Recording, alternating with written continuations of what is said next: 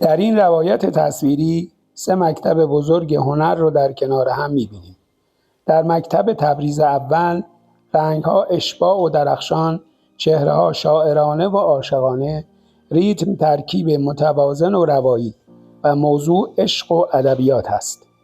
در رنسانس ونیزی رنگ‌ها گرم و پرکنتراست، چهره‌ها واقع‌گرایانه و پرتحرک، ریتم ترکیب دایره‌ای و پویا و موضوع تجلی آسمانی و مذهبی.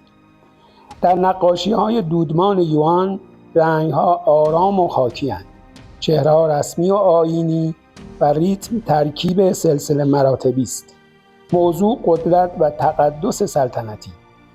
این مقایسه نشان می‌دهد که هر مکتب با زبان رنگ و چهره و ریتم جهان متفاوتی از معنا و روایت را می‌سازد.